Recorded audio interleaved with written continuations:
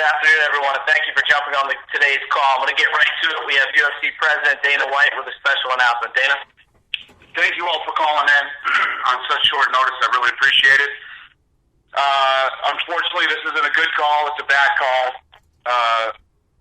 Former UFC heavyweight champion Brock Lesnar has diverticulitis again.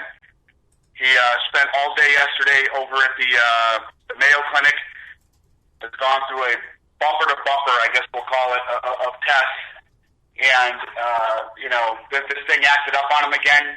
He's got some serious choices to make in the next couple of weeks, whether to fight this thing or to take the surgery. He's on the phone with us here today, so you guys can ask him questions. And his June 11th bout in Vancouver with Junior Dos Santos will still go on, only Dos Santos will fight Shane Carwin instead of Brock Lesnar. So we can go ahead and open it up for questions. And at this time, if you would like to ask a question, please press the star and 1 on your touch-tone phone. Please keep in mind that you may remove yourself from the question queue at any time by pressing the pound key. Once again, if you would like to ask a question, please press star and 1 on your touch-tone phone. We'll move first to the site of Franklin McNeil with ESPN.com. Your line is open.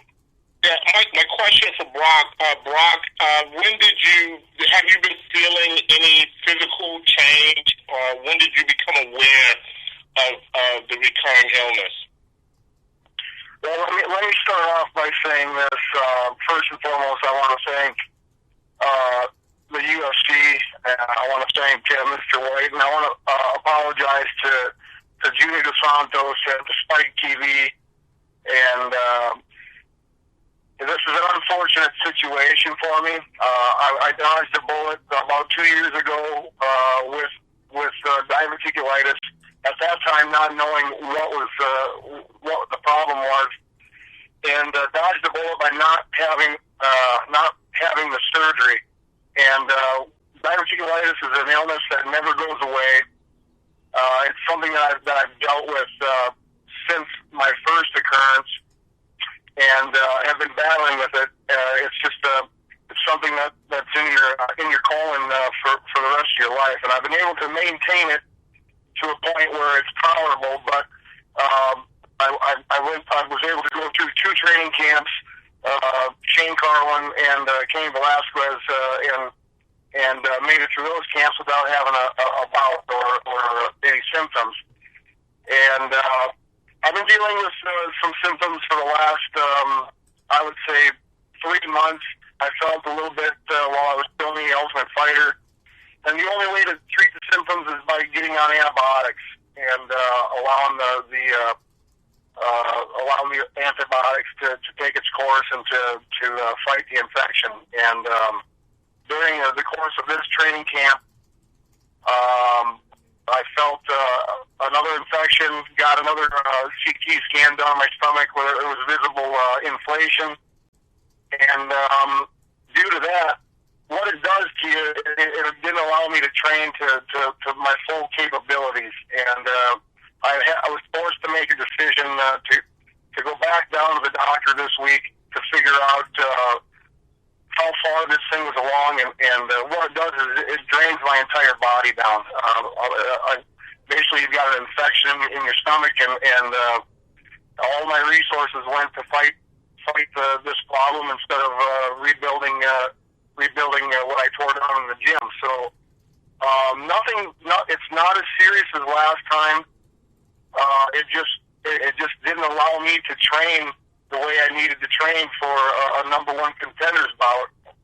I am forced with the decision to either have surgery or to deal with this for the rest of my life. So obviously, I'm fighting a different fight here than having to give up the fight on June 11th. So a lot of things go through your mind as an athlete, especially myself. This is something that has been wearing on me for about a month now, and different thoughts come to your mind. But it wouldn't be fair to myself or my family, or to the people that I have to get in the octagon and perform in front of, because I would have been 100. I wouldn't have been 100% on June 11th because I'm not there now, and I had to make a decision this week to allow the UFC enough time, and I have enough respect for them people to understand that. Listen, I don't want to jeopardize my health. Is number one. My family's number one, and it was a hard decision. I'm choked up about it, and there's nothing I can do. Well, and one more question, Brock. What right now, as of today, what is your immediate plan for your fighting future? Well, this isn't something for me. I'll tell you one thing. I'm not retiring. This isn't the end of my fight career. Okay. This is something that I believe, and I have a strong faith. There's a solution to every problem. I just find the right solution to fix this problem. So I love this sport, and I love what I do.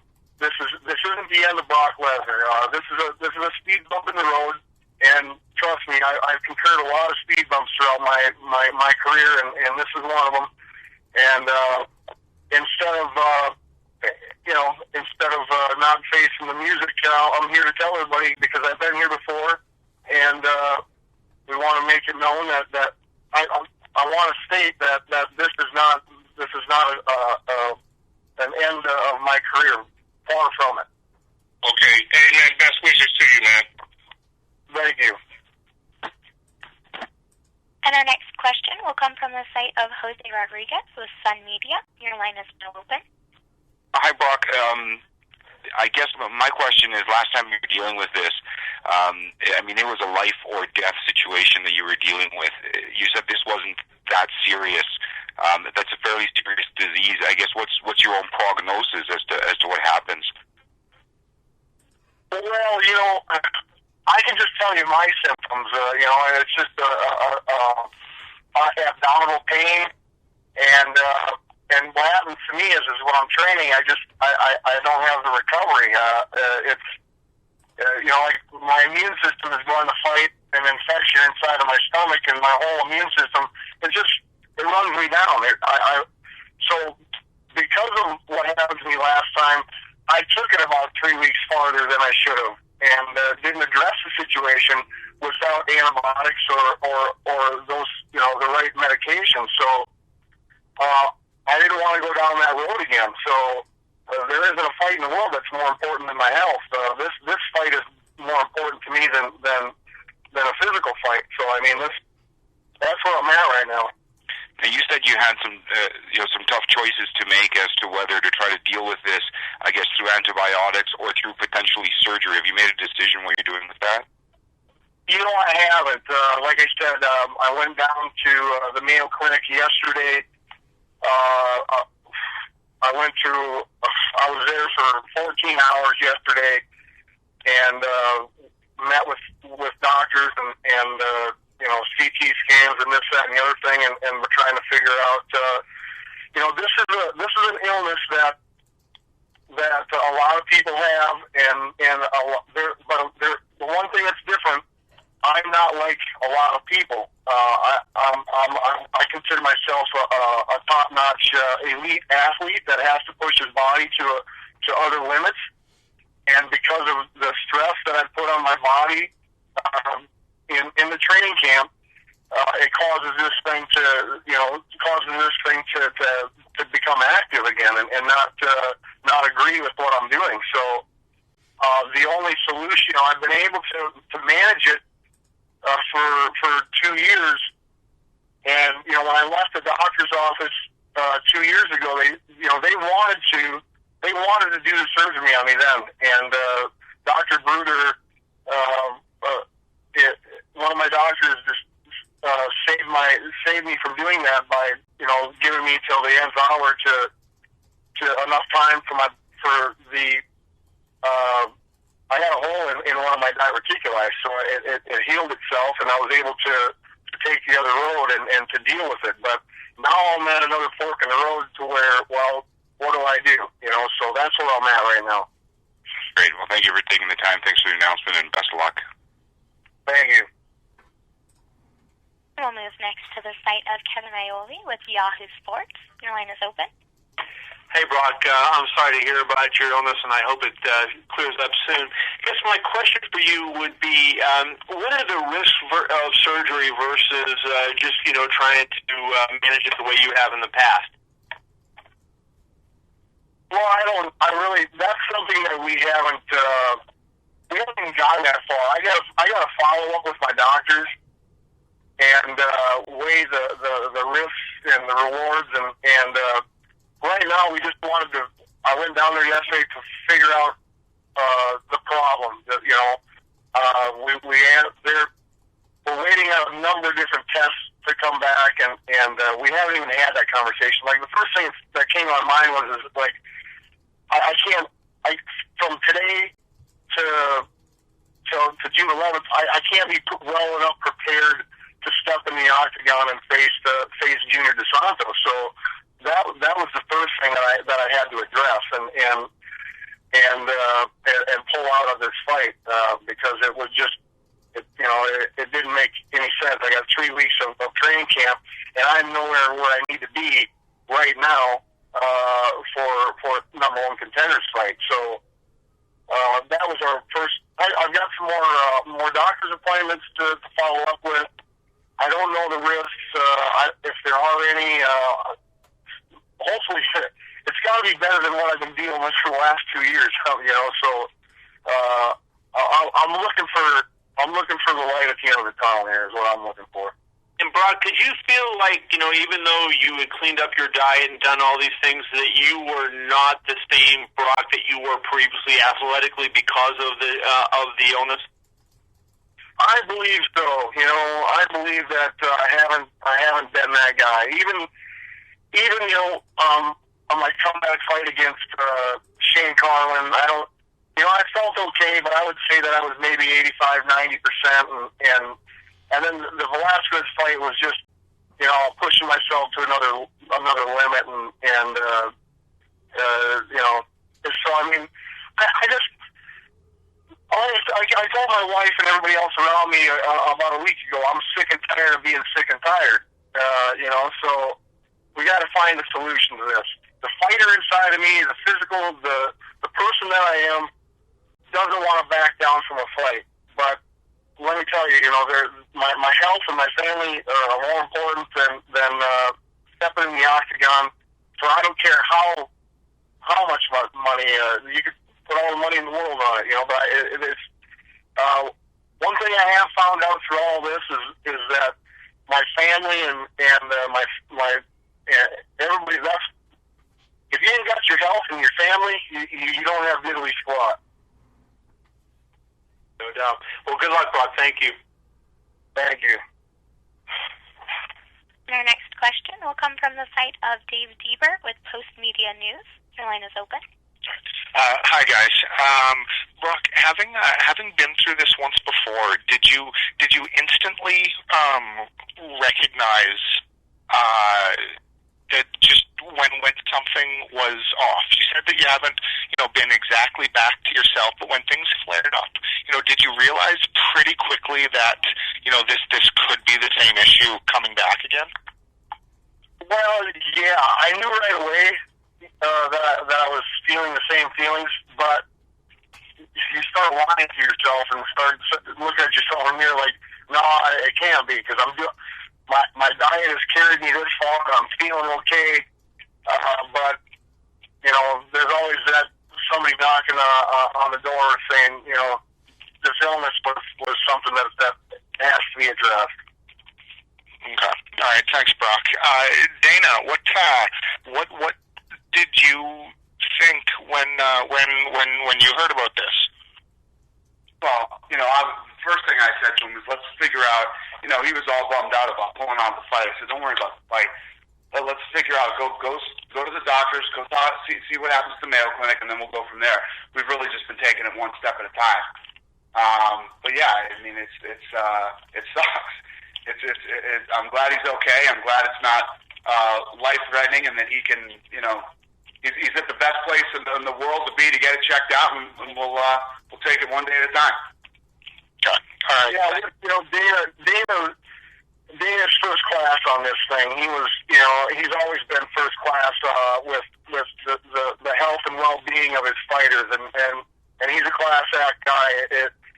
The fighting is secondary to my health, and that's the first thing that came out of his mouth, and I greatly appreciate that. Thanks, bro. Okay, all right. Thanks, you guys. Take care, Brock. All right, thanks.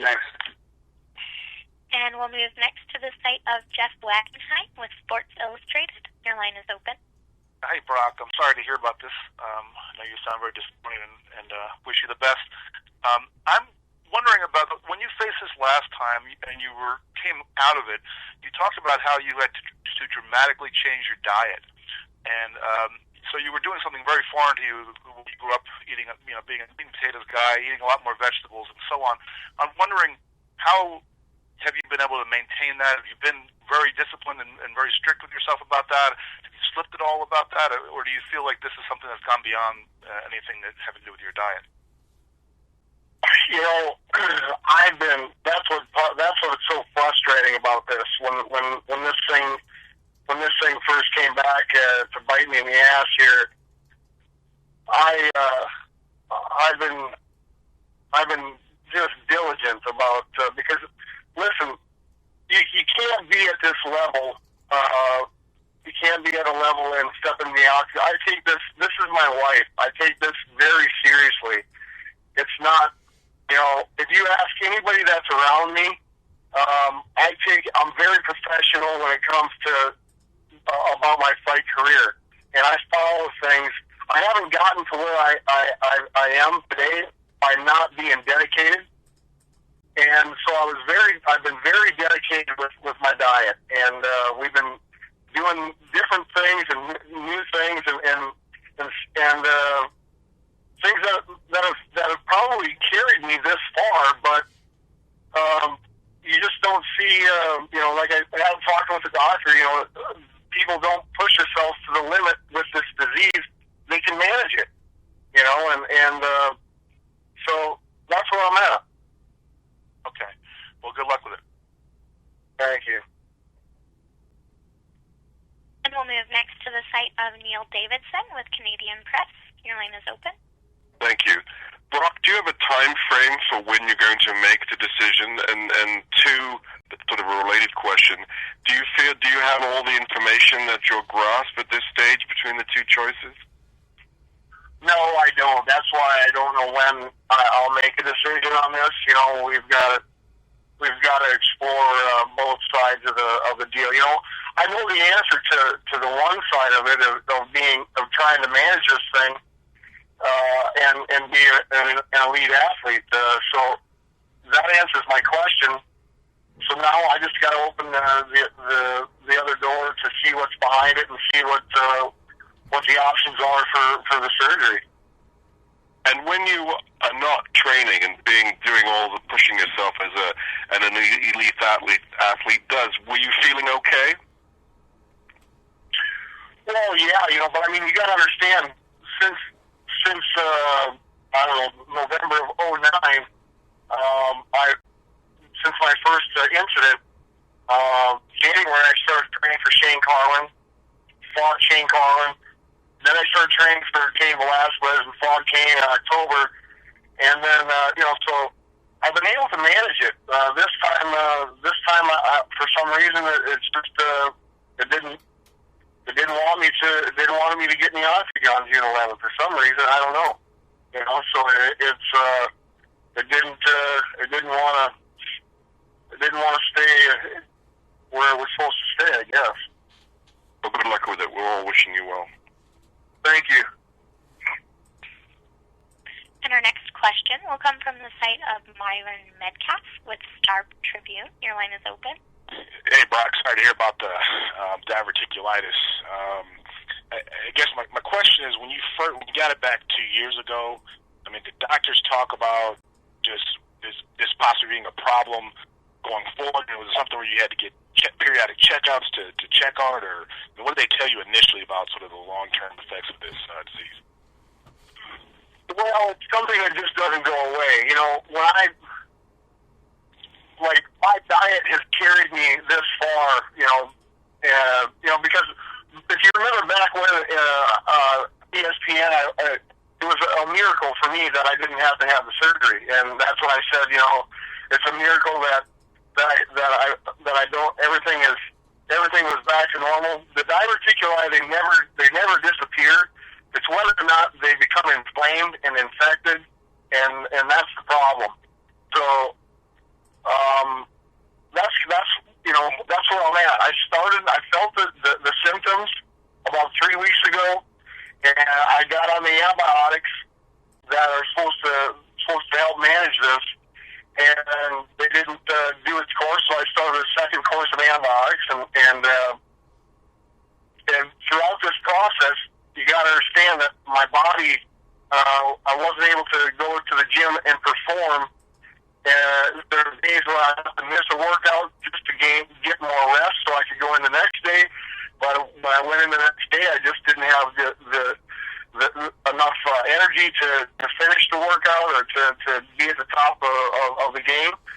So when you have a 12-week training camp and it's condensed to 6 weeks or even less than that, and I'm not able to be where I should be, it's not a very smart athletic decision for me to step in the octagon on June 11th. So I had, could I turn? I've only got 3 weeks to maybe turn this thing around, and I don't feel.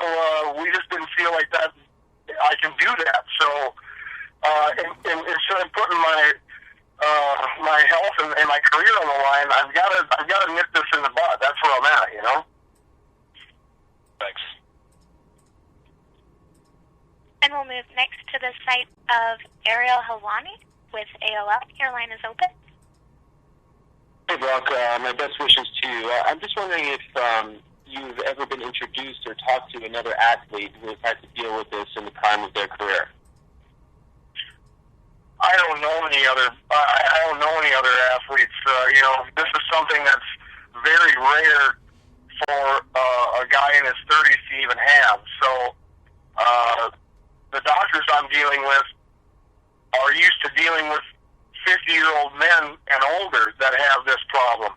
So, but they have seen occasional 30-year-old males with this problem, but they're not ultimate fighters. They're businessmen, or I don't know what they do. They don't have to push their bodies to extreme limits, and they can manage it. I've been unsuccessful. I guess I'm sitting here. I feel really bad, but to say this, but I guess I'm unsuccessful at being able to manage this and being an ultimate fighter. So we got to figure out how to manage this or take care of it so that I'm able to be the ultimate fighter that I need to be. And is there something that you can look back on, or did something happen that maybe you made one decision over the other that you think might have, resulted in this flare-up to happen? No, that's just it. That's what's so frustrating about this. That's why I'm very frustrated right now, is because I've been doing all the right things, so I thought, but that's what's very depressing about this, and I feel really, really angry about it. It's like I wanted more than anything to fight Junior Dos Santos and to win that fight and to get a shot at Cain Velasquez. I want nothing more than that, and so now, but more importantly, my health and my family are more important. So we'll keep things in perspective. And just one other question for you, if I may. Dealing with people who have had to overcome serious illnesses, obviously the mental side of it is a very big thing. How did you come to terms with it, and you mentioned that you're depressed, but if you could just talk, how are you trying to stay positive and have come to terms with this, that you need to keep fighting? Well, yeah, like I said, this is a speed bump in the road. I've had plenty of speed bumps throughout my life, and I guess depressed or disappointed is kind of the same thing for me. I'm more disappointed than anything. and frustrated that my diet wasn't, that's why, you asked me if was there one certain thing that I can remember. Well, there's not. Other than, pushing myself to the limit to try to beat Junior Dos Santos on June 11th. So I can't put my finger on it.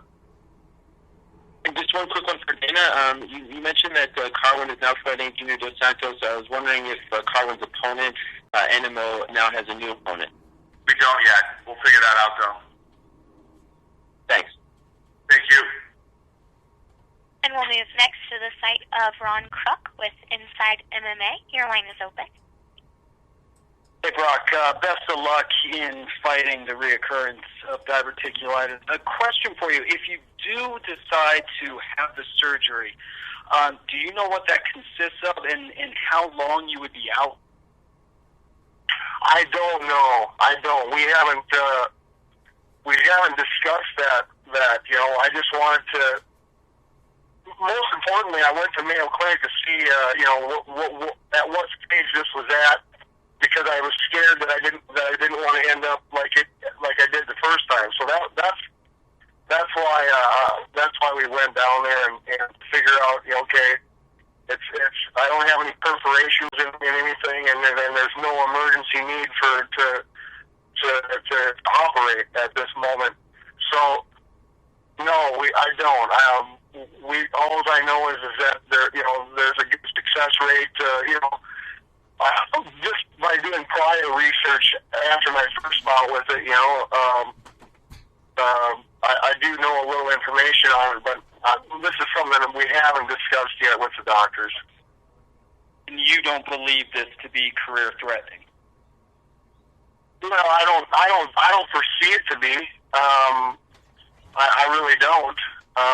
It's a matter of removing some of my colon and reattaching it, and it's I can't foresee that it being a career-ending ordeal. At least I hope not. So. At the end of the day, my career is way far down the list from being healthy. So. I hope not. Understood. Thank you for the time. Best of luck. Thank you. And we'll move next to the site of Rafa Hernandez-Brito with eloctagono.com. Your line is open.